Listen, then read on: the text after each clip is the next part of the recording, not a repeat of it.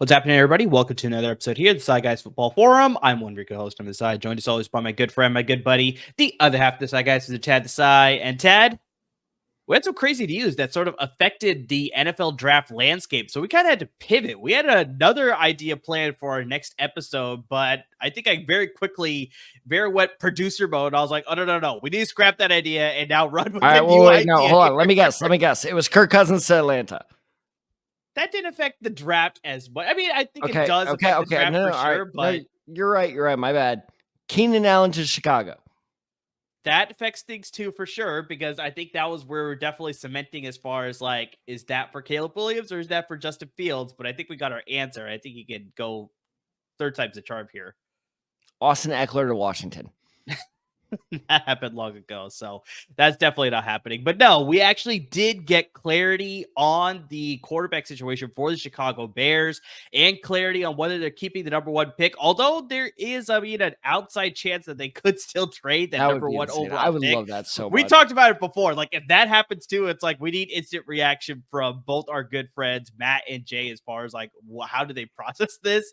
But as of right now, that is why we sort of made a pivot. We're going to be doing a full first round mock draft because, like I said, we have clarity that Justin Fields is now a member of the Pittsburgh Steelers, traded for a conditional 6th round pick in 2025. Like, I mean, it's just so surprising that that's the offer that they got. And it's just like, it's just like the former number 3 overall pick, right? Or was he 2? Oh God, why are you putting me on the spot like this? I think it was 2. Because Trey Lance was number 2. 3. Yeah, I'm pretty sure it was 2. To be fair to the Bears, it could turn into 4th if he does play enough. It is true. Yes, that is true. But no, it was funny. Still in 2025, so it's not even this year. No, and speaking of Matt, it was hilarious. Was because the trade happened on Saturday night, and he just goes, "Oh my God, we finally traded him, thank God!" And then he just like a half hour later was like, "Oh, that's terrible compensation." I'm like, "Yeah, sorry, buddy."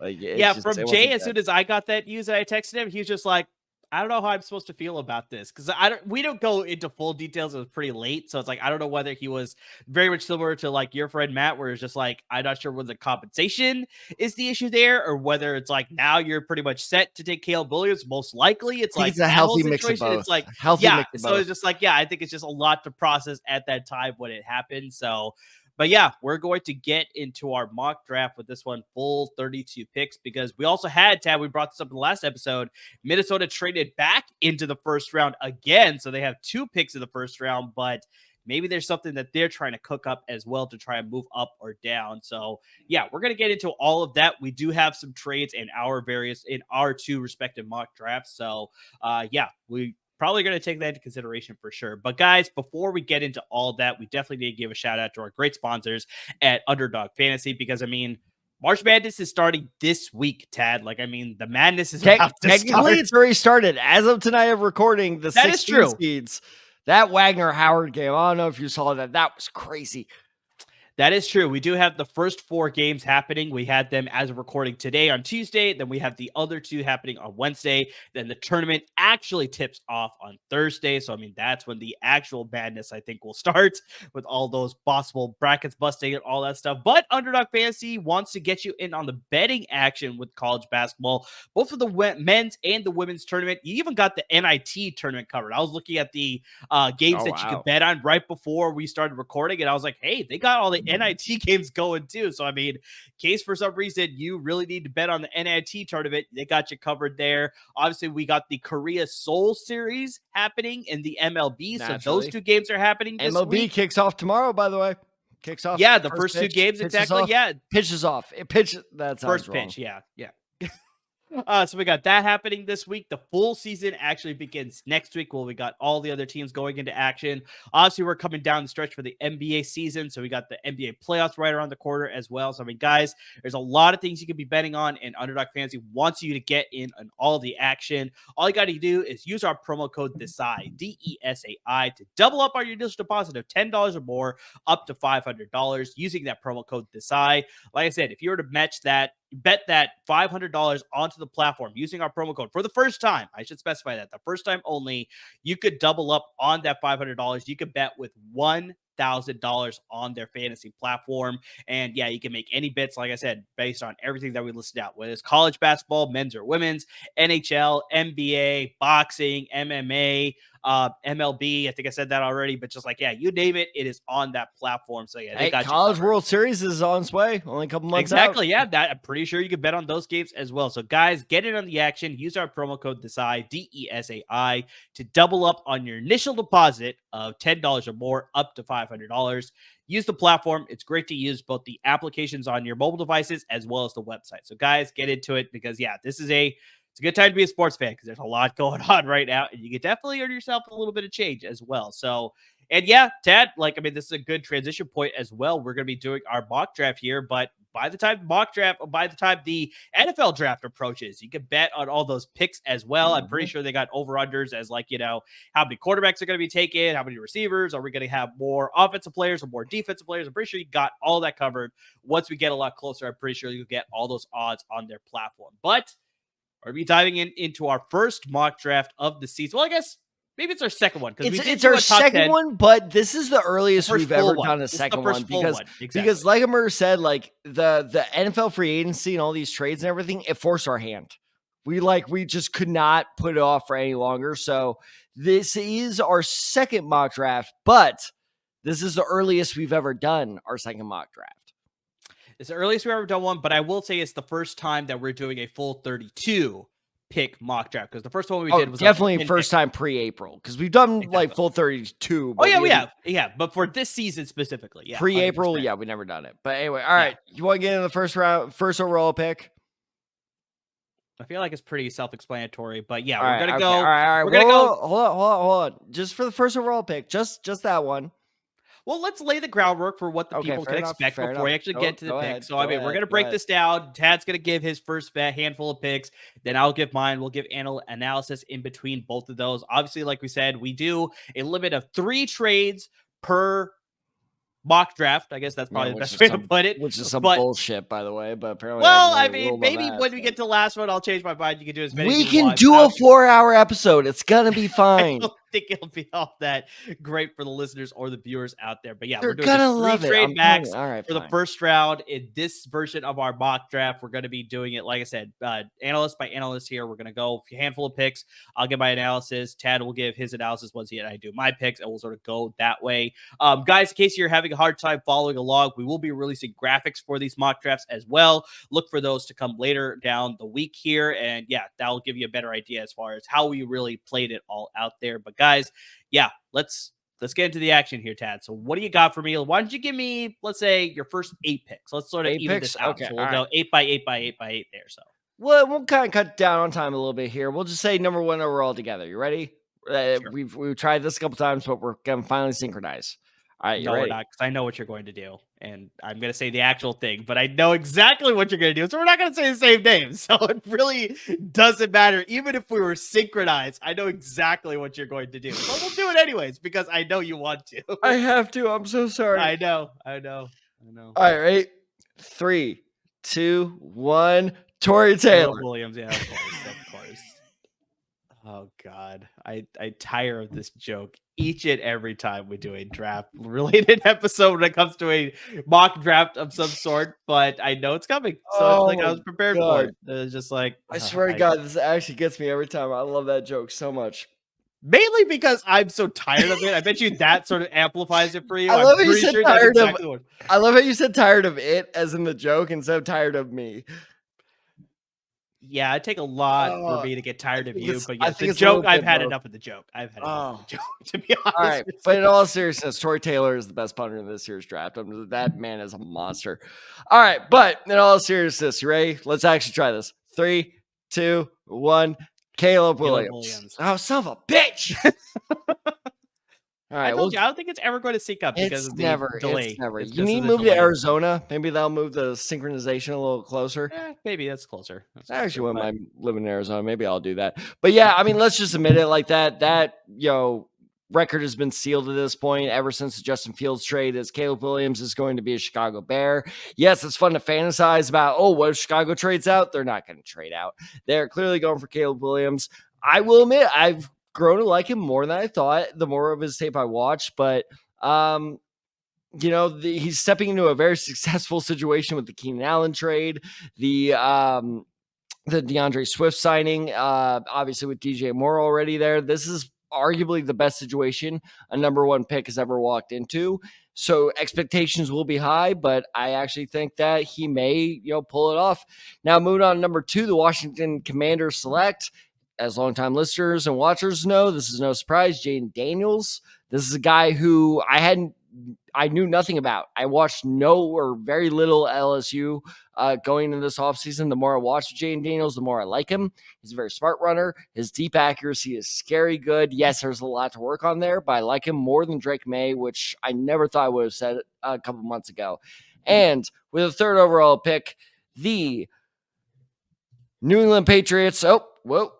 Hold on. Oh, we have our first trade of the draft. See, the one thing I forgot to specify. By the way, ESPN, please don't take this video down.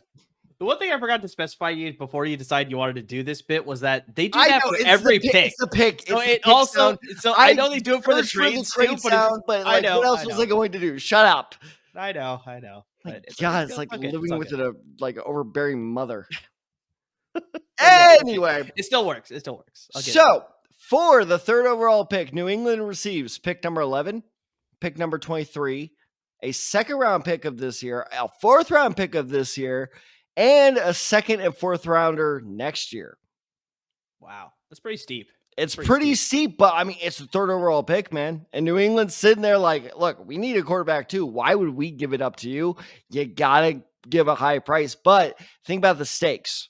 Right? New England's stakes are fairly low. Like, I feel like expectations in New England, while Boston's always high, fairly low. But with Minnesota, you have Justin Jefferson, you have TJ Hawkinson, you have Kevin McConnell, who's fighting for his job right now. You have a lot of guys that need to win right now. And Kevin O'Connell. Oh, whatever. Something Irish. Is it Kevin McConnell, the actor from Entourage? Is that? I think so.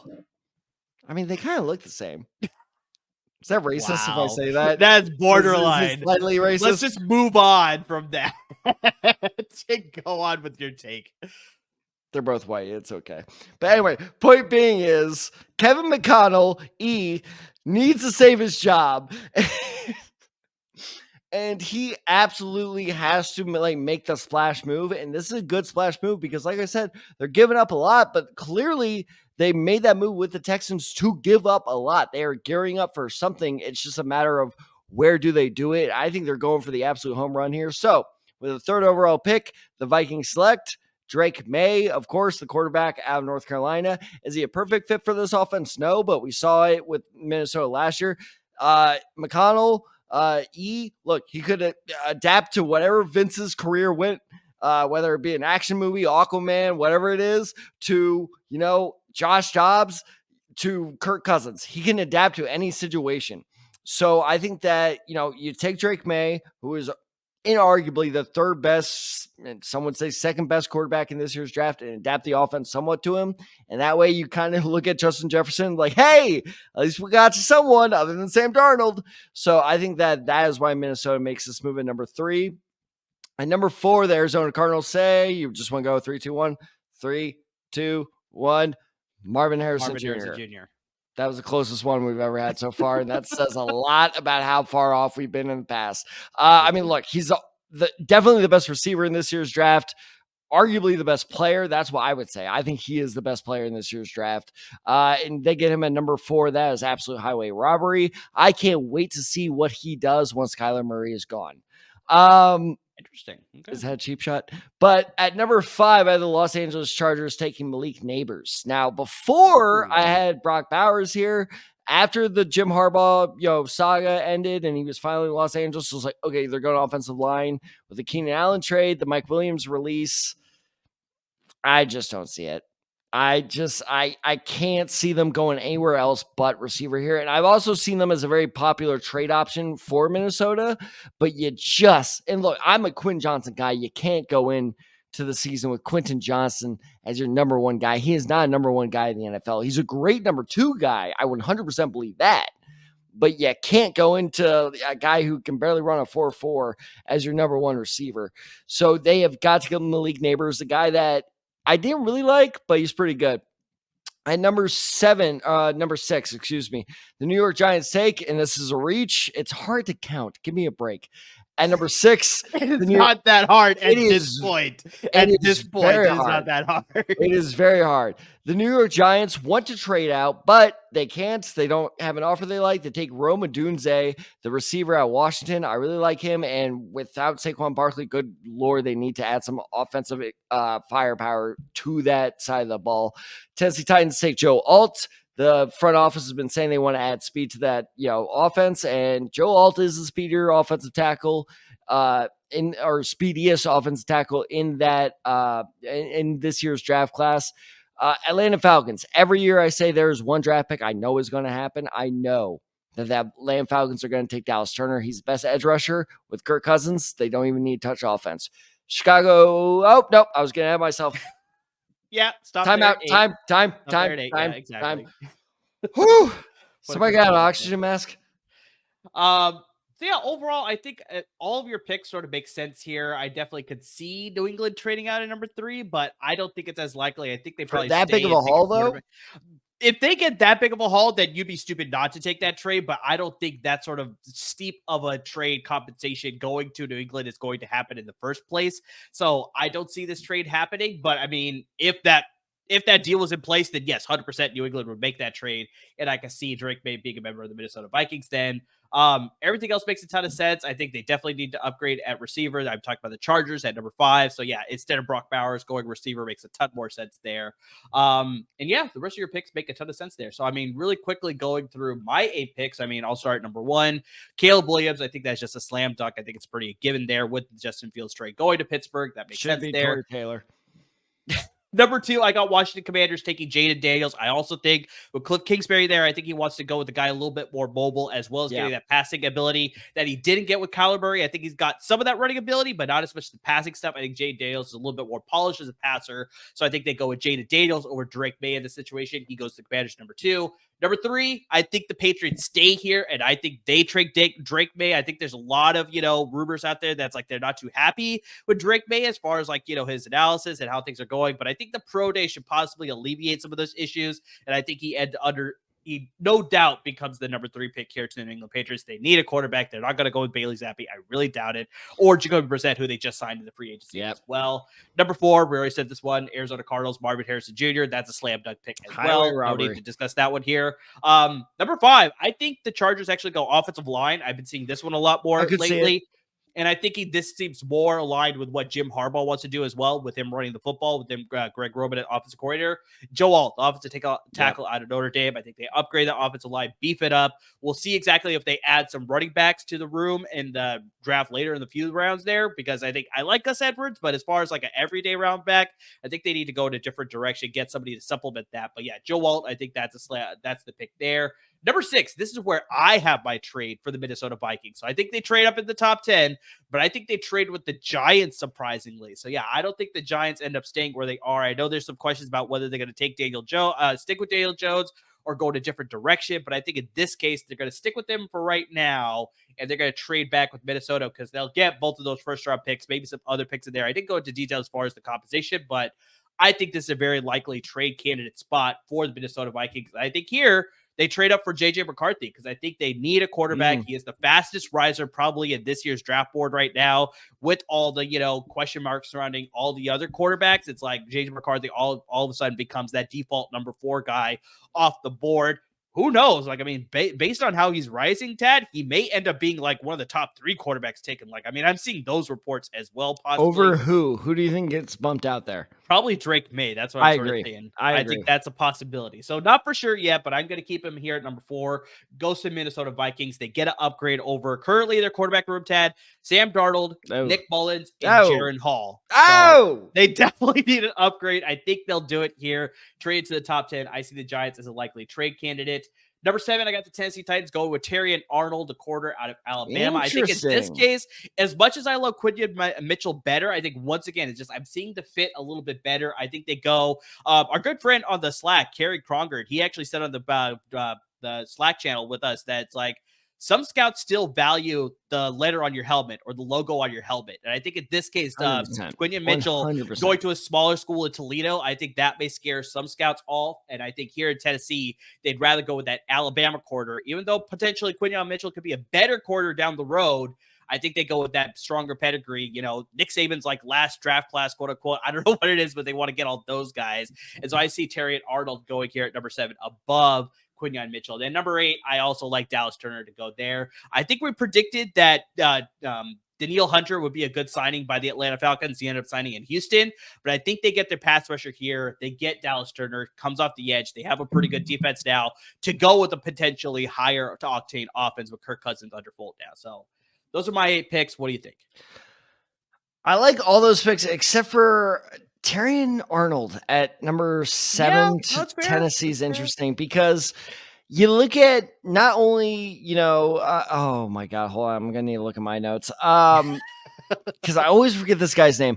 It's the most boring name of all time. You look at the new coach hire they just made in Brian Callahan is that, they're clear. I think they're very clearly going to focus on the offensive side of the ball. And I just don't think that corner is just such a strong need that they're going to, frankly, reach for a guy that could be there in the top of the second or middle of the top or middle of the second round, where it's like I feel like that's a massive that would be if we always do. The cops are coming. That take is very criminal. Why are you saying that? I'm okay with that. I'm okay with that take. What neighborhood did I move into? My God. So this will be the last episode. Decide, guys. I love you all, but no, it's just one of those things. Like I you know what it was all that Kevin O'Connell talk that you had last year. Earlier this episode. I think that's why they're coming. I'm just saying he should have treated Turtle better, and maybe he still would be with the same team. But that would reek of me to as the biggest reach of the first round. Should that happen, I just feel like that's way too early. And if you want him, great. I'm not saying he's a bad player, but that's a prize. Instead of the Giants trading down, then the Titans should trade down. Also, why are the Giants trading down? What's the logic there? I don't think there's strong logic there. I think just they see the value that'll be coming with the trade package there from Minnesota. That I think they could get a guy later. Like I said, I think at the time they'll be happy with Daniel Jones. So it's like I think they want to run that out. I wouldn't say happy, but maybe. Okay, yeah, I'm not gonna say happy, but it's like I think they want to let that go for maybe one more year. So that's why it's like, okay, I think we could probably trade back, get some draft capital, support him a little bit better, and then I think we see how things go. And then maybe next year that's when they address the quarterback position. So plus they signed Drew Lock in free agency. I'm not saying that's a great signing, but just like they have another option in case Daniel Jones also doesn't work out this year too. But overall, I don't think they go quarterback. So it's like I think they trade down with Minnesota. No, I'm with you. They're kind of stuck in a tough position. Do you just bolster around Daniel Jones? Do you go with the defense, which isn't going to really excite a very pissed off fan base? Now the Giants are in one of the tougher positions of any team in the draft this year. True. All right, Tad, why don't you give me your picks 9 through 16? So let's get to the next. Thank you for doing that math for me because I was a little confused. I got you, buddy. I really appreciate that. I'm not even being sarcastic. I was very worried. I honestly I was like, all right, 9 through 17, let's do this. And so thank you for, no, I'm not even joking. That was actually a thing. All right, at number 9, I think this is another prime trade out spot. I think the Chicago Bears, if they trade out on draft night at number 9, would not shock me all that much. Of just like Ryan, is it Poles? Am I saying that right? Yes, Ryan Poles. Ryan Poles. Clearly, he is a Madden player like me, where it's just like pick. Oh yeah, I'll take one. Okay, I'll take one. Not? It's just like keep stocking them up. Exactly, just collect all these assets. So I think that'll be interesting. But ultimately, I don't think he gets the right offer. So I think they'll go with Jared Verse, the edge rusher out of Florida State, because Dallas Turner's already gone at this point. Sure. And at this, originally I thought they were going to go receiver here, but with Keenan Allen in the room now, I think that's out the door. So I like Jared Verse as a great fit opposite Montez Sweat. This is probably my biggest reach of the first round. And I will admit as reach. The New York Jets take Brian Thomas Jr., the wide receiver out of LSU, at number 10. And I know what people are going to be screaming at me. No offensive lineman. No, like we just, signed Mike Williams. Congratulations. You got Mike Williams for about 5 games. True. Good job. Good job. So you need a backup plan for, to play opposite Garrett Wilson. And in terms of tackles, look, the trade for Morgan Moses was great. The signing of Tyron Smith was great. This is a team meant to win now. They're not drafting for the future. So they are drafting to win now. The New England Patriots now at number 11 take JJ McCarthy. I think he is the perfect quarterback. The new New England Patriots offensive coordinator, who is from the Cleveland Browns, has said the offense is going to be very similar, and we've seen it with Joe Flacco. They don't really ask that much of the quarterback other than just don't fuck up. And so you have this young quarterback who can develop pretty well in this offense, I feel like, as long as he stays true to his word. So you think they're trying to strike gold twice from the University of Michigan? Is that what they're trying to do? Good luck with that. Yeah, we'll see how it plays out. Yeah. At number 12, this is definite reach, but I think their hand is kind of forced at this point. The Denver Broncos select Bo Nix, the quarterback out of Oregon. I think they know this is too early for him, because it is definitely too early for him. This will get a lot of eyebrows raised and a lot of discussions after the first round if this does indeed happen. Look, you can't go into the season with Jared Stidham as your starter. You just can't do it. That's true. Here's the best part is, on top of everything, then who's up at number 13? The Las Vegas Raiders. But with Bo Nix gone, with JJ McCarthy gone, all of a sudden all their backup plans are gone, which means we have our second trade of my mock draft. And get this, who is the most aggressive draft day trader I've ever seen in my life? It is Jerry Jones. Trades all the way up to number 13 with the Las Vegas Raiders. Vegas gets number 24, a 3rd round pick, a 2nd round pick next year, all just to move down about 9 spots, if I have my math right there, which is very questionable.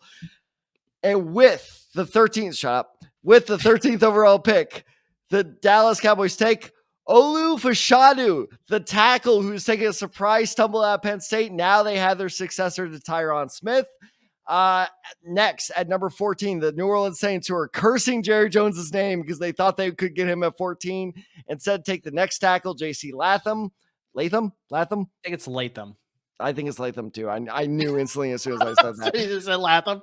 Let's be real. Boy. Trevor Penning sucks. So give him one more shot. Work it out. Yeah. That's very surprising. Surprising. So you take his potential successor, give him one more shot.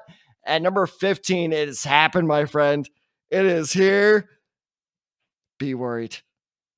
Brock Bowers goes to the Indianapolis Colts at number 15. Wow. Kylan Granson, I appreciate everything you've done, but Brock Bowers, Anthony Richardson, that is a connection for the next decade that will terrorize the AFC South. I absolutely love it. He's just too good to pass up on. At number 16, oh crap, I forgot.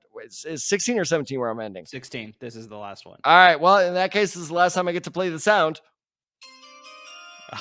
Oh, got another trade here. Okay. Before people overreact, when has Seattle never traded down?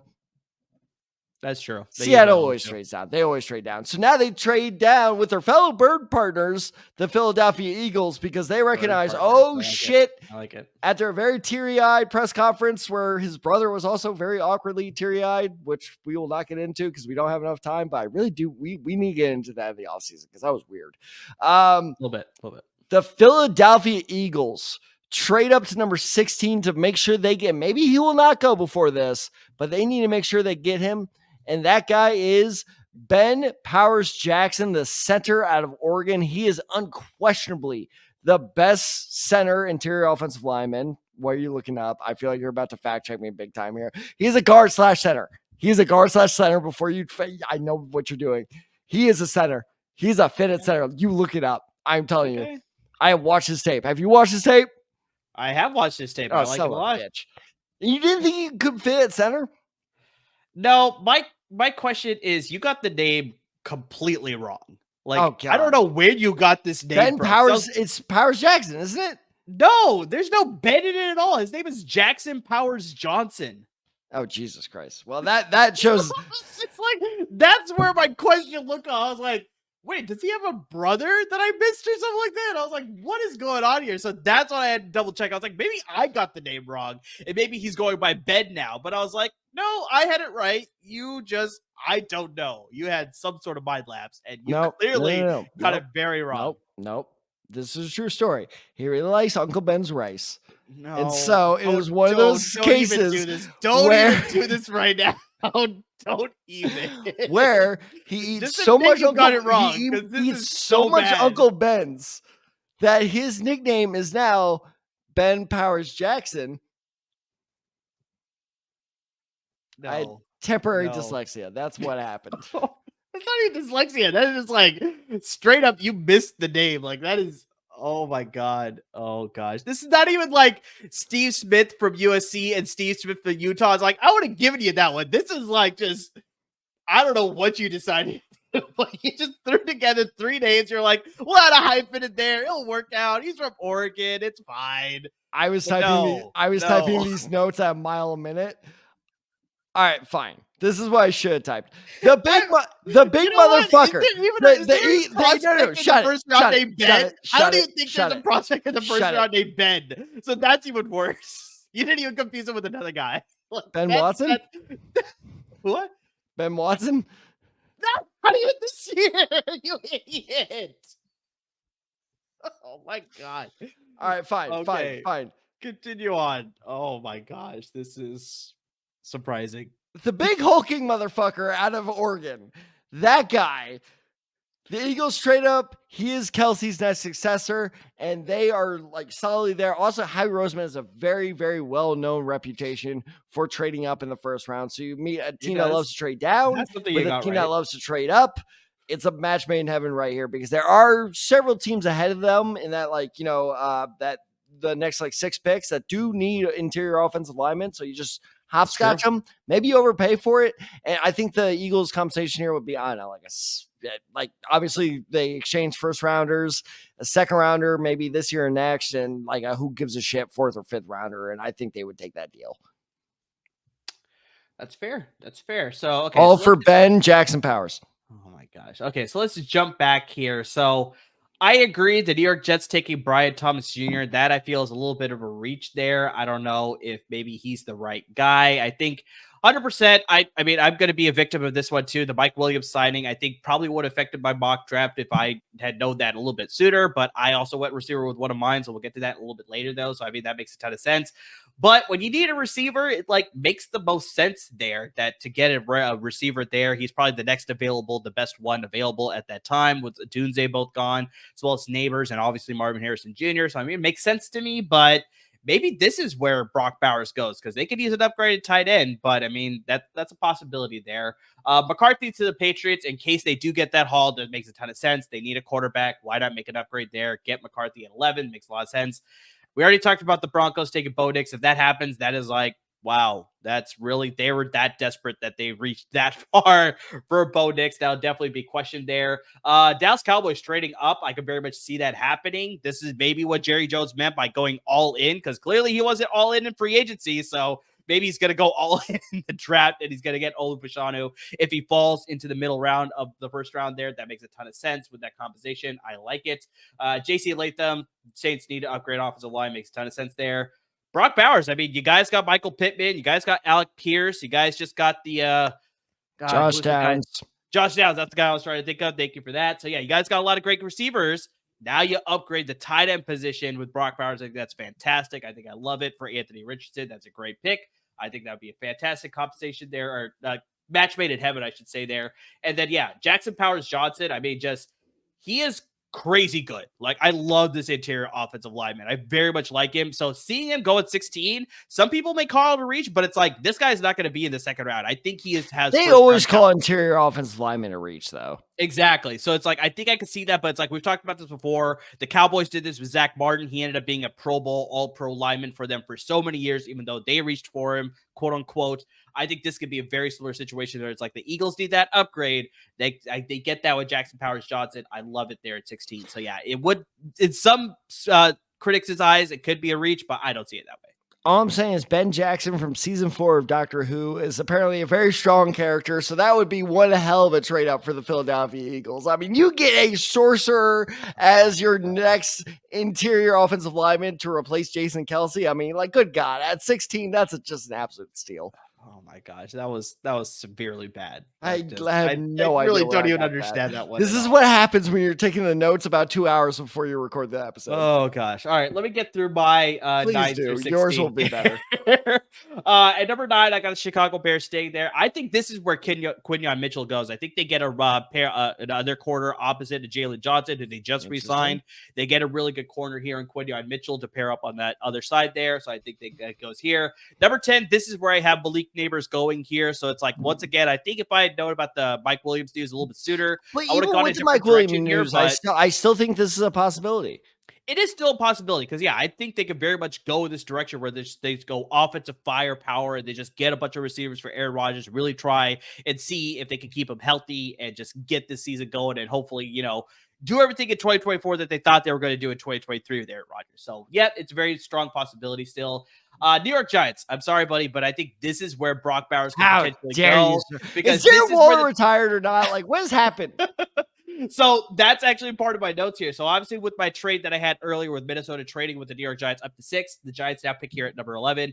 I think they take Brock Bowers because, yeah, Darren Waller has said that he's retiring. It has not been confirmed yet that for sure he is retiring, but it's still looking like it's going to happen. Regardless, they need an upgrade. Like you're saying about Mike Williams playing 5 games out of the season, Darren Waller's playing 4 probably out of the season. So it's like they can use an upgrade there, get a playmaker at the tight end position. I think just, yeah, they have some issues on the offensive line, but I think possibly some of those things can get fixed with another sort of like offseason to coach that up. I think they can upgrade at the offensive line later in this draft as well, because now they have the second Minnesota Vikings pick all the way at the 20s there. So I think they can still get a good offensive line at that point. Brock Bowers will not be there at the 20s. So I think you take him here, upgrade the tight end position here. The Broncos, I don't think they do anything crazy. I think they stay and they upgrade at the wide receiver position after having just traded Jerry Jeudy. They take Robert Dunze here out of Washington. So I think that's where they upgrade the wide receiver position. Replacement for Jerry Jeudy. Exactly. Yeah. Pair him up with Courtland Sutton. I think that's a very good pick there. The number 13, I got the Raiders taking Olufashanu here. So I don't have the Cowboys trading up here. I think the Raiders need to upgrade their offensive line as well. They get Olufashanu after he has been sliding. The Saints, they also need to make a upgrade at the receiver position because they're going to be releasing Michael Thomas. So they need somebody to pair up with Chris Olave. I think this is where Brian Thomas Jr. goes out of LSU. So I think this is a good spot for him to land there. LSU stayed your home state there. Why not go to the professional team there in Louisiana as well? And number 15, you said you were going to fight me this one. We'll get to this after I give my number 16 pick as well. But I got the Indianapolis Colts taking Talise Fuaga, the offensive tackle out of Oregon State. I think they definitely need to make an upgrade on the offensive line. They had some issues in the past. I think they could definitely use an upgrade there. And then number 16, this is where I have a trade as well. So I got the Seattle Seahawks, like we talked about. I think they trade down. This is where the Buffalo Bills trade up because they had to make some costly moves. Wait, hold on. So they've had to make some costly moves to sort of get under the cap. They had to release a lot of veterans, Tre'Davious White, Jordan Poyer, Micah Hyde is free agent, but I don't think they're going to be re-signing him. So I think they go with the rookie aspect here. They get Cooper DeJean, who has some flexibility based on what I'm seeing. He can play either corner position or the safety position. I have to watch a little bit more tape to see whether I can see him playing either position, but 100% he can play corner. He can replace Tre'Davious White, and they get him on a cheaper rookie contract and get him in the first round to give him that potential fifth-year option if he does pan out. So they got that flexibility if they do want to play him at safety or if they want him to play at quarter. So that's why Cooper DeJean goes here as opposed to maybe some of the other corners there. So, all right, break it down. I know you want to talk about that Colts pit. So what else you got for me, though? This is the most conservative first-round mock I've ever seen. Like the fact the Raiders are just like, we really need a quarterback, but no one's there. Screw it. We'll just stay put and just take an offensive tackle. Like that's interesting strategy. We'll see if it pays off, Cotton. But the Colts thing. So tell me, which under 30 tackle do we need to improve upon? Braden Smith or Bernard Raymond? Probably Ryman. Why? He's 26 years old. He's done very well since drafted out of Central Michigan. Well, I shouldn't Has say he very well. though? I haven't seen him play all that well. I see a lot of inconsistency. Well, I was about to say maybe consistency is an issue, but not so much of an issue that we need to address it now.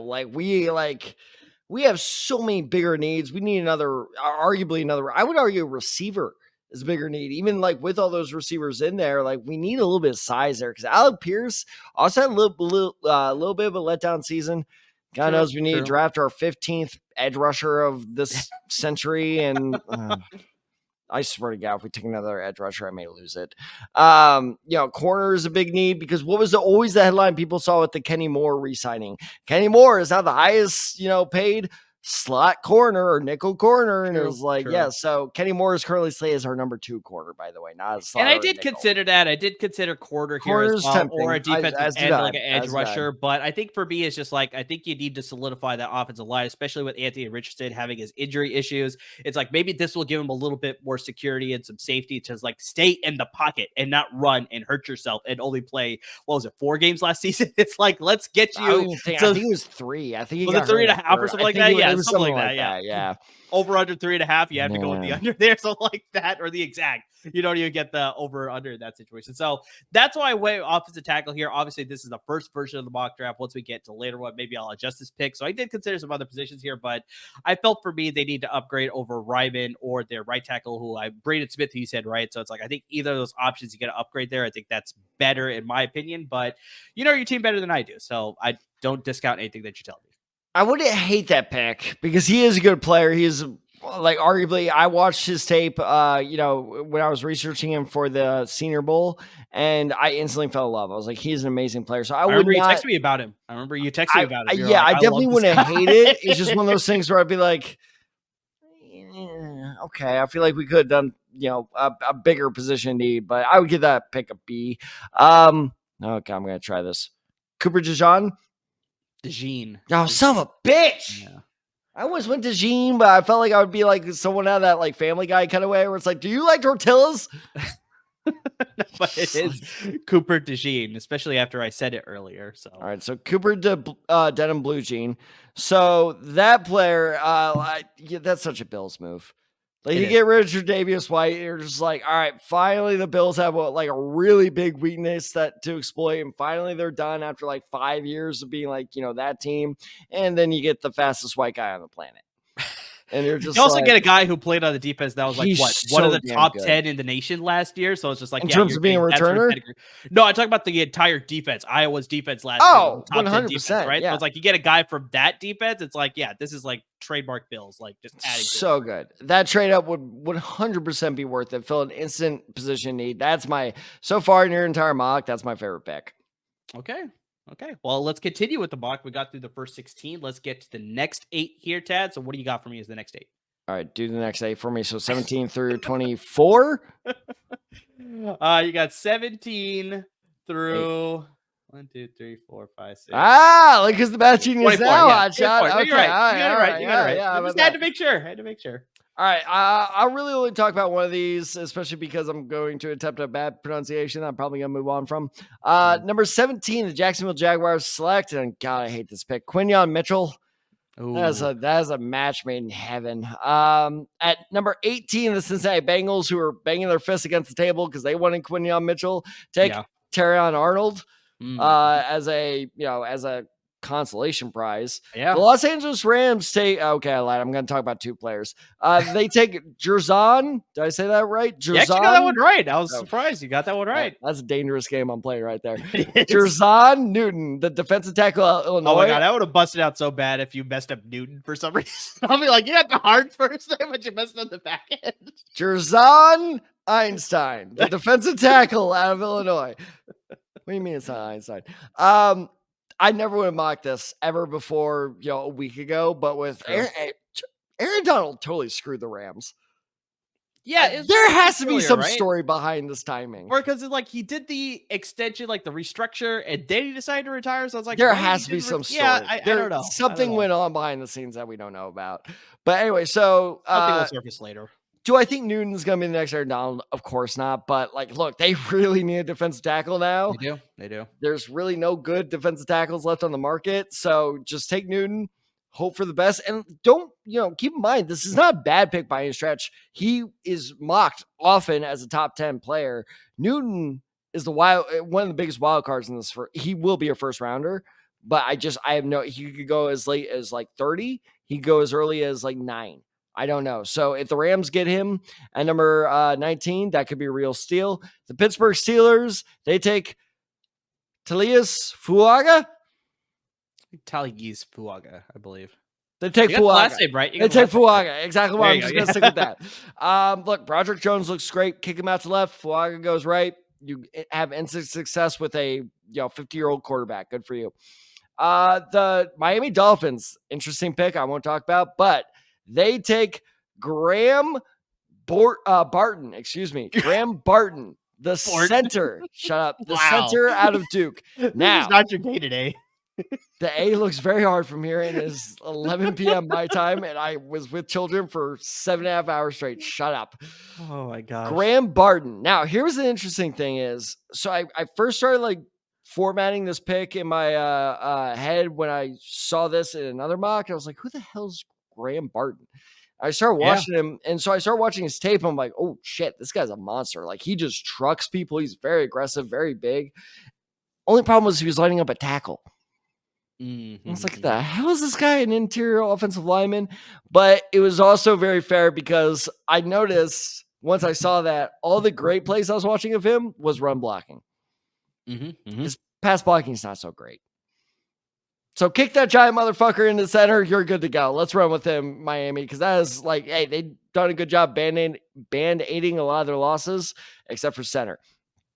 At 22, the Seattle Seahawks. Oh, why do I do this to myself? Troy Fautanu. Close. Fautanu. Oh, son of a bitch. Now, this is a great deal because keep in mind, Seattle's traded down for this pick, and they still fit their biggest need, which is offensive line, which has been their biggest need for about a decade now. And he reunites Washington's OC while he was there, is now Seattle's current OC, and he's very versatile. He can play guard, he can play tackle, maybe he can play center. I kind of doubt that. But either way, wherever they need him, he can play, so that's a really good fit. At number 23, the New England Patriots, another trade back, by the way, take Amarius Mims, the offensive tackle out of Georgia. Protect your new quarterback in J.J. McCarthy. And finally, at number 24, this is the big one. This is why they traded down, because they knew he would fall. The Las Vegas Raiders select Michael Penix Jr., the quarterback out of Washington. Wow. To be their quarterback of the future. They knew that,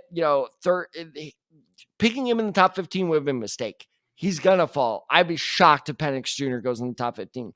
Why not take that trade down, get some picks, load up for the future, and see what you got in Penix? So I really like that. If the Raiders do this, that is a very calculated risk that pays off. Wow. So you have, as of right now, you have 6 quarterbacks going in the first round. How dare you make me do math? Hold on. You filibuster while I count. Like, if that's the case, like, I mean, I don't see it happening. I really don't think we'll even get 5 in the first round. 3. I 100% think we're going to stick with somewhere around 4. But, I mean, it could happen, 4, especially, like you said, if the Broncos 5, end up 6, breaching there. Yeah. If the Broncos end up breaching 6 there, for now. 6 for now. As I said, as of right now, we have 6 through 24 picks. So, I mean, just like that is interesting. So, Max Duggan goes to the Kansas City Chiefs. What, he gets redrafted? He gets redrafted. He's that good. MLB, where he gets drafted again. Rule 5 NFL. I know. But yeah, no, I like all these picks here. Quinyon Mitchell going to the Jaguars. They have a need. They get a really good match made in heaven. That's not good for you in the AFC South. I hate that so much. Terry and Arnold going to the Bengals. They could use an upgrade in the quarter too, so that's not bad there. Jerzad Noon, I mean, like you said, filling a hole with Aaron Donald that has just left. He's not going to beat the same skill level. The Rams fans obviously hope he will, but I don't think he'll reach that same level. But he's still a very productive defensive tackle. He's solid. A good option there.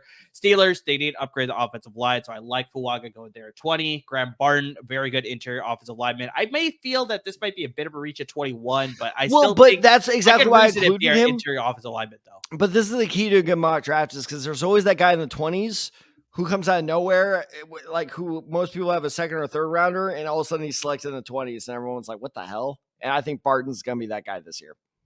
Could be.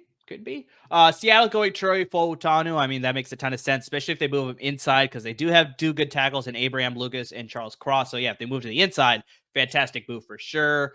Patriots taking Amarius Mims. That makes a ton of sense as well. Then the Raiders going with Michael Penix Jr. I mean, that's just a great pick as well. They need to upgrade the quarterback position. But yeah, 6 quarterbacks. I think that's the big one there for sure. But we'll see. Yeah. One thing we also need teams out there.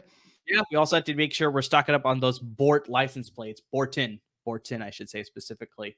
Let me get to my 8 picks here, Tad. So let's go with number 17, the Jaguars. I think they go corner as well. I think they go Nate Wiggins. That's almost as bad. So I think they could take the corner out of Clemson, the speed guy there. Number 18, I think the Bengals upgrade their defensive tackle. They just lost DJ Reader to the Detroit Lions, if I remember correctly. But I think they go Byron Murphy, actually. I think they go defensive tackle out of Texas over Jerzon Newton in this situation, so they go with him. And number 19, I think the Rams stay local. They upgrade their pass rush here. They go Laiatu Latu, the defensive end out of UCLA, to upgrade that pass rush. Give Byron Young, their guy that they drafted out of Tennessee in round 3 last year, give him Laiatu Latu on the other side. I think they upgrade their pass rush there. So Laiatu Latu going to the Rams there. Stays in the Bay Area, not the Bay Area, but stays in SoCal, goes to the Rams. I think that's a great pick there. I think the Steelers also go offensive line here, but this is where I see JC Latham going all the way here at number 20. So that would be a fantastic pick if they upgrade the offensive tackle. So everything that you just said, they keep Broderick Jones on the left side, they move JC Latham to the right side. I think they're set with 2 bookend tackles there. At 21, the Dolphins just released Xavier Howard, so I think they do something that the Bills just did, where they now go with the rookie corner here. They go with Kool-Aid McKinstry, the corner out of Alabama. They get him to replace Xavier Howard, and they just make that that defensive secondary a lot younger. They already signed Jordan Poyer, 1 cast off from Buffalo, so it's like they got a veteran experience there. And at number 22, I got my team actually trading up because there's a player that is starting to fall. Respect the process. Like it. So I actually got the San Francisco 49ers trading up here. They have 10 picks in the NFL draft this year. I think they want to use some of that because they're very much in a win now mode, very similar to like we were talking about with the New York Jets, where it's like they have a pretty set roster. They only need to make a few whole adjustments as far as like filling up some key positions. Offensive line, we've already talked about this, is one of them. They need to fix that right side. And I think they see this tackle sliding. And I think John Lynch gets on the phone and he makes a move here with the Philadelphia Eagles to trade up to take Troy Fautanu out of Washington. It's not so easy now, is it? I didn't have it spelled phonetically like you did. So that's why I was just trying to do it off the top of my head here again. But I think they upgrade the right side of their offensive line there because, clearly that was an issue. They have the draft capital to do that. And I think you insert him, a plug and play sort of tackle. He upgrades that right side of the offensive line. Maybe they upgrade the interior of the offensive line with the later pick in the rounds 2, 3, possibly 4 on day 3 there. But Fautanu is sliding. And the Niners capitalize on that. They trade up with the Eagles to get that pick there. At number 23, this is where the Giants also have the Vikings pick here. They take Amarius Mims. So this is where they upgrade their offensive line here. It will be a little bit surprising, especially like when they have offensive line where they're like just haven't developed the guys with Evan Neal and Andrew Thomas and all these guys. So it's like, why do you want to take Amarius Mims where it's like he's a little bit of a quote-unquote project guy too, but I think the potential is so high that it's hard for them to pass up, especially when they know that this guy is not going to be there in the second round for them to take later. So I think they take him and hope that they can develop him a lot sooner than some of their other offensive lineman prospects that they drafted in the past. So they go here with Amarius Mims at 23. And then at 24, this is where I have the Cowboys staying, though, but they upgrade the interior offensive line. They go Jackson Powers Johnson, the lineman out of Oregon. They get a very awesome interior offensive lineman to upgrade the offensive line for them. Maybe they address the tackle position in a later pick, but this is where they get Jackson Powers Johnson because he's not going to be there past this pick, I doubt for sure. So, wow, you gave me a lot to work with there. Nate Wiggins is a great one. Kool-Aid McKinstry is a good one. I swear to God, if you're 49ers, get that guy out of Washington. If you think I'm saying his name again, you're insane. But Troy. That is a perfect, and sorry, I was kind of like half listening, but he is such a good replacement for Trent Williams too. Whenever he decides to retire, eventually, he can make that switch over. That would be such a great kind of successor draft pick right there. That would be fantastic. And then finally, Ben Franklin Johnson going to the Dallas Cowboys. That would just not be fair. It would not be fair for sure. But yeah, they would get a He very can excellent fly a pick. kite, man. All right, Taylor, let's close this out. We got 8 more picks each. So what do you got for 25 to 32? All right, I'll just leave out any explanation. I'm just gonna read them off. So Run just let me by know 'em, which ones you want to talk about. At number 25, the Green Bay Packers take a guy that you started off your last bit with, Byron Murphy, the defensive tackle out of Texas. At number 26, the Tampa Bay Buccaneers select Nate Williams, the cornerback out of Clemson. Yeah, how about that fit? At number 27, the Arizona Cardinals select Cooper DeJean, the cornerback out of Iowa. Desheen, fuck! I thought you did that on purpose. No, I didn't realize you messed it up again. I didn't think like so. I'm gonna look up some French dish. I'm just gonna call him that. Cooper Duckacoy or something like that. I don't know. Oh at number 28, this is a pick I really do think is gonna happen. Is the Buffalo Bills take Xavier Worthy? Oh, the receiver out of Texas. I really think that's gonna happen. Interesting. How about this one? At number 29, the Detroit Lions take Jeremiah Trotter, the linebacker out of Clemson. Now, my reason behind that, I need to explain this one real quick before people start yelling at me, is Alex Anzalone. Of course, I nailed that fucking name. But seriously. But he is, if the Detroit Lions cut him after next season, they can save $10 million. So that dude is toast after next season. So I think that Jeremiah Trotter with Jack Campbell, that could be a very vicious linebacker duo in the next couple of years. I think your San Francisco 49ers say put. I know you guys added, and why do I do this to myself? Yetur Gross-Matos? Wow, no. Yetur Gross-Matos. You're adding an I in there. And before we even get to the Niners pick, you skipped the Ravens at 30. Oh, unless you did that on purpose. My bad. No, I did not. My bad. I was reading too fast. So after the so Lions, anyway, no, I got it. The Ravens do this thing again that they did a couple years ago where they don't turn their picking in time and then they're like, fine, 49ers, you go. Ravens, get your shit together. So then the 49ers take Chop Robinson. Oh, okay. I like edge of Penn State, because even with your short-term signings you've made around the edge, you need a guy that can, be a sustainable, dependable player there. And I think Chop Robinson at this point in the first round is a very, very good value. And the Ravens finally get their shit together, finally decide who they want to select. That is Tyler Guyton, the offensive tackle out of Oklahoma. Once again, tell me that would be the most Ravens pick of all time. It's very much just like Tyler Linderbaum from a couple of years ago. It's just like, if they get Tyler Guyton, I'm just like, come on now. What are we doing, people? You're letting them get him. You're just gifting it to them. Especially because they just traded Morgan Moses, as I mentioned with my Jets pick. So they do, I won't say a hole at tackle. Like, it's a weakness at tackle. I would take Tyler Guyton over Morgan Moses, though. Like, I would love to. Oh, 100%. So they get him at 30. That's an upgrade. That's an upgrade, people. 31, depending on how fast their card runner is. And then at 32, the Kansas City Chiefs. Interesting pick here, because every mock draft I've seen has, of course, been, Mitchell or, Worthy or any of these receivers. Fuck that. They're taking corner to replace L'Jarius Sneed when he goes to the Indianapolis Colts. They're taking Kool-Aid McKinstry as L'Jarius Sneed's replacement. I can see them still trading L'Jarius Sneed. The Colts, he's going with the Colts. Shut it.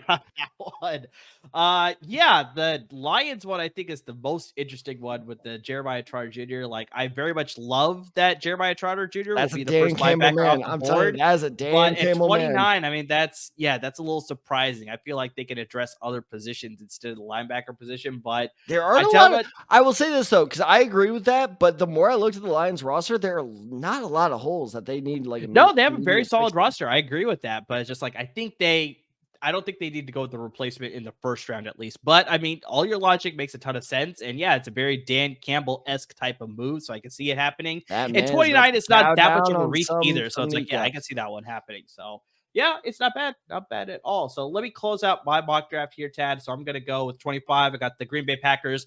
They just released David Bakhtiari, so I think they need a replacement for him. So this is where I see Tyler Guyton going out of Oklahoma. So he goes to the Packers here at 25.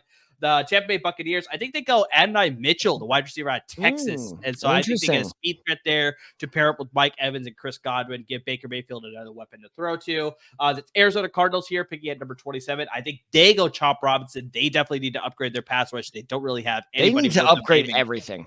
They need to upgrade a lot of positions. So yeah, pass rush I think is very automatic. That's a very good one. Chop Robinson, like I said, is one of those guys rising up draft boards as well. He'll very much go in the first round. Very good selection for them. Seattle Seahawks, they're at 28. I think they go Graham Barton. I think they upgrade their interior of the offensive line. Graham Barton, exactly. I think they need to upgrade the interior. Like I said, I like their tackles already, so I think they go with the interior guy. Like I said, Barton for some reason is rising up boards, and he might be one of those guys that goes up higher than this. But yeah, I got him here going to the Seahawks at 28. At 29, imagine this, Tad. Lad McConkey going to the Detroit Lions. Interesting. Another Dan Campbell guy. That's a Dan Campbell man. I'm very much seeing McConkey going in the first round, and I can very much imagine this situation where the Lions are like you said, they have a pretty set roster, but why not add a very good route technician to that receiver room? Pair him up with Amon-Ra St. Brown. You got Sam Laporta at tight end. I know they got Jameson Williams, but he's more of that deep threat that they got blow the top off the defense. But Lad McConkey's that guy who could move the change for him. Be that guy that they thought Josh Reynolds was going to be on fourth down, but he couldn't catch the ball for some reason. Lad McConkey will catch those balls for you. So it's like, yeah, this will automatically upgrade their offense that much higher. It just makes them that much more of a threat coming out of the NFC. Baltimore, I think they go Darius Robinson, the edge / defensive tackle out of Missouri. A very good prospect. Baltimore takes an edge. Exactly. They're going to land a defensive guy. He's just become a very good defensive player for them. So yeah, that's a great pick for them. Philadelphia here's now 31 because of the trade that I had with the San Francisco Niners. I think they take Jerzon Newton, the defensive tackle. So basically, he's going to replace some retiring defensive tackle. He'll replace Fletcher Cox, and you add him into that rotation there, Tad, with Jordan Davis and Jalen Carter. Now you add Jerzon Newton into that. That's such a great, fearsome defensive line that the Eagles now have at the middle of the interior of the defensive line there. And then for the Kansas City Chiefs, I think they upgrade their offensive line because they're not too happy with their tackles right now. I think they go with the guy out of BYU, who I think might be a surprise pick to be taken in the first round, and that is Kingsley Suamataia, the offensive tackle out of BYU. So I can very much see him being that last off. If there's a run on offensive tackles, he could find himself slipping into the first round with an upgrade needed for the Kansas City Chiefs. So that's the close of my picks there. So what do you got for me from 25 through 32? Real quick, all I'll say is Kingsley. And if you think I'm trying that last name, you are insane. I have watched a little bit of his tape, and he is really good. That is a perfect late first round pick. Like I said, there's always that guy when you're like, who the hell is this guy? How did he stink in the first round? And most of the time, it is offensive lineman. That's true. So that's a really, really good pick, and of fucking course the Chiefs make it. Exactly. McConkey thing for our YouTube listener or watchers, they saw me making a face. I may be mistaking the situation, but that would remind me a lot. I think I had this right of when the Falcons drafted Calvin Ridley, and we were just like, wait a minute, they have Julio Jones. Why do they need Calvin Ridley? And all of a sudden it was like, oh shit, that was some really good foresight. Do I have that right? That feels like what happened there. It sounds about right, but I think it was because I thought Roddy White was retiring or like he was past his prime. Maybe so that, but no, but still, it felt like you have Roddy White, you have Julio Jones, you really need Calvin Ridley, that type of situation. No, that's fair. Where it was like, but no, that was good foresight because you're absolutely right. Roddy White was retired a year or two later. Julio Jones, his hamstring tore and still is yet to recover to this day. So, that's a fascinating pick. I'm looking at what else. AD Mitchell to the Bucks is an interesting pick because they only have Mike Evans for 2 more years. Chris Godwin is on the last year of his extension. So finding kind of like what we were just talking about, like that would be some good foresight of like finding that receiver to take over for one or both of them. That'd be interesting. That'd be a very, very, heavy player move. And I think that's about it. AD Mitchell's going to be interesting. That's going to be the player. Like he's either going to be a very low first rounder or a very high second rounder, but that he is a player that can definitely affect the market of the NFL draft in a very heavy way. I very much like him more than Xavier Worthy going in the first round because it's like, I think people see really? the speed. I think Worthy cemented his place in the first round after that 40. I think with that 40, I think he's got a good shot, but I still like Adonai Mitchell's skill set a lot better than Xavier Worthy's. I think I need to watch a little bit more of the tape, so that's why I have him pegged here instead of Xavier Worthy going in the first round. So, but I very much agree with you. That's like people are going to see that 40, they're going to be like, we need this burner on our team. So he has a chance to go in the first round as opposed to Mitchell. But for me, I like Mitchell a little bit better, so that's why I pegged him to the Buccaneers there. But yeah, I very much could see it the other way around too, where Mitchell Mitchell slides to the second round and Worthy gets taken here. So, guys, we were up against it. We went a little bit over than our typical episodes here, but guys, we did our first version of our full 32 pick mock draft here. But guys, like I said, if you're following along, a little bit confused with any of our trades or just we're going too fast for you, trying to get it under an hour here for you guys, we are going to be releasing graphics for both of our versions of the mock draft with all the trades listed and all the picks there. So look for that later this week. And the best way you can look for that, Tad, and all the people that are watching and listening, follow us on our social media handles. You see them coming across the screen, but I'll tell you all of them in case you're listening to us. Follow us on Twitter. You got me at UpTheSide23. You got Tad at TadSide94. Got the show handle at The Aside Guys. And, of course, on Instagram at The Aside Guys as well. Always be up to date with our social media handles because that's where we're going to be dropping our graphics, not just for the mock draft, but we're going to be doing our position ranking soon. We'll be doing our final mock draft once we get closer to the end of April. So, I mean, guys, that is where you get all the information there and interact with us. We'd love to hear your thoughts on our mock draft. If you want us to like scout certain players for you or what do you think your team is going to do, we only could get that information for you unless you ask us what that information or tell us what that information that we need to be researching for you. So we only know about that until you tell us. So please interact with us. We'd love to help you out with that. Guys, subscribe or listen to your podcast. If you're watching us on YouTube, make sure to subscribe to our YouTube channel as well. Hit that subscribe button so you're always up to date with our videos and our podcast. And guys, please give us support to our parent network at LAFB Network. They're giving you a lot of great content when it comes to the Rams and the Chargers at the professional level and the Trojans at the Bruins at the college level. A lot of things are happening with all four of those teams, so they're giving you all the information up to date. When Aaron Donald retired, they were breaking news. They were live with a podcast with that. So, guys, they got you covered. And I'm pretty sure they had some options in an article as far as who they can replace Aaron Donald with, either through the draft or free agency. So, guys, they're giving you a lot of great content. And please, without them, there is no us. So, I mean, please support them. Please support us. To all of you guys who are already listening to the podcast, watching the videos, interacting with us on social media, I mean, just anything and everything that you're doing to support us, we can't thank you enough. And if you want to talk draft with us over the next couple of weeks, we are absolutely 100% there for it, whether it be Caleb Williams talk or one of the best offensive linemen out there, Jet Jackson Power Johnson. He is. I was going to say Graham Borton again. The best Avenger of all time, Clint Graham Borton. Oh, that's a good one. I like that one. Even with it being an Avenger, I'm surprised you messed it up then too. Like that's even worse. That was on purpose. That was a bit. That was a bit right there. You knew that was a bit.